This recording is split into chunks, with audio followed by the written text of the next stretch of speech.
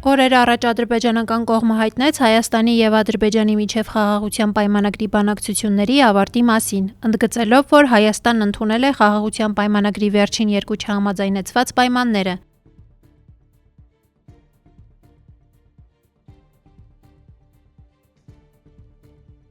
Այս հայտարարությունից հետո հայտարարությամբ հանդես եկավ նաև հայկական կողմը, ընդգծելով, որ ադրբեջանական կողմին առաջարկվել է համատեղ հայտարարությամբ հանդես գալ, սակայն Ադրբեջանը նախընտրել է միակողմանի հայտարարությունը։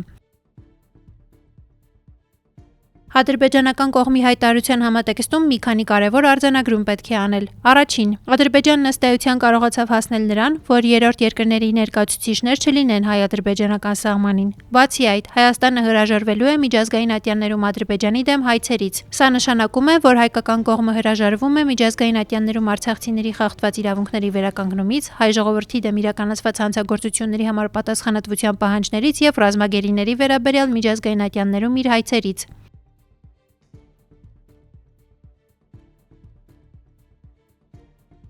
Չնայած նրան, որ հայկական կողմը համաձայնել է խաղաղության պայմանագրում առկա ադրբեջանական բոլոր պահանջներին, Ադրբեջանն այսքանով չի բավարարվում եւ փաստաթղթի կնքման համար նախապայմաններ է առաջ քաշում, ընդգծելով, որ առանց այդ պայմանների բավարարման փաստաթղթի ստորագրման մասին խոսք գնալ չի կարող։ Խոսքը մասնավորապես վերաբերվում է Հայաստանի սահմանադրությունը փոխելուն եւ ԵԱՀԿ Մինսկի խումբը պաշտոնապես լուծարելուն։ Հաշվի առնելով այն հանգամանքը, որ Նիկոլ Փաշինյանն իր վերջին հայտարարություններում խոսել է սահմանադրությունը փոխելու անհրաժեշտության մասին, կարող ենք եզրակացնել, որ հայկական կողմը Ադրբեջանի այս պահանջը եւս կատարում է։ Բացի այդ, Ադրբեջանի նախագահի օգնական Հիգմեթ Հաջիևը հայտարարել է, որ Հայաստանի տարածքում կան մարդիկ, ովքեր իբրև թե հանցագործություններ են գործել Ադրբեջանի նկատմամբ, եւ եթե հայկական կողմը ցանկանում է խաղաղություն, ուրեմն այդ հարցում պետք է համագործակցի ադրբեջանական կողմի հետ։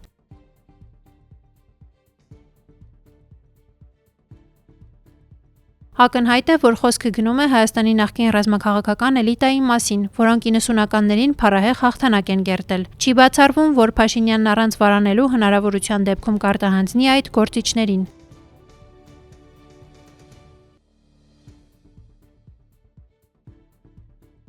Ադրբեջանական կողմը նաև նշում է, որ այսպես կոչված խաղաղության համար անհրաժեշտ է, որ Հայաստանը մոտ 11 միլիարդ դոլարի փոխհատուցում վճարի անցնող 30 տարիների իրենց բառերով օկուպացիայի համար։ Ինչ վերաբերում է բուն պայմանագրին, չնայած նրան, որ դրա բովանդակությունը չի ներկայացվում հանրությանը, սակայն հայտնի է, որ դրանում որևէ կետ չկա ռազմագերիների վերաբերյալ։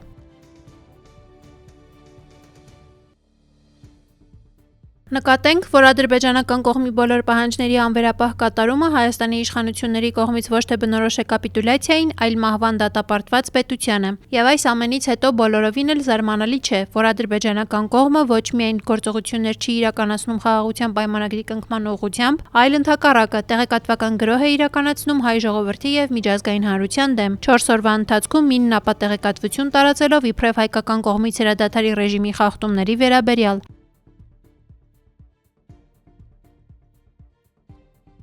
Դրան զուգահեռ ադրբեջանական ողջ քարոզչամեքենան խոսում է պատերազմի մասին։ Ելնելով այս ամենից պետք է փաստել, որ առաջին հերթին ադրբեջանական կողմը ցույց է տալիս, որ չի պատրաստվում որևէ փաստաթուղթ ստորագրել։ Երկրորդ, ադրբեջանական կողմն իր հայտարարություններով փորձում է երրորդ երկրների համար Հայաստանը ներկայացնել որպես գործընթացը տորպեդահարող կամ դեստրուկտիվ կողմ։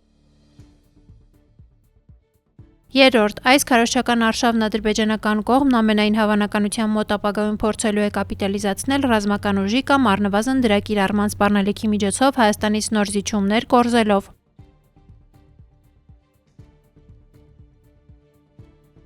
Ի վերջո Ադրբեջանն իր այս գործելավոճով ցուցադրում է այս ողջ գործընթացում իր դոմինանտությունը եւ փաստում, որ ինքն է օրակարգ թելադրողը։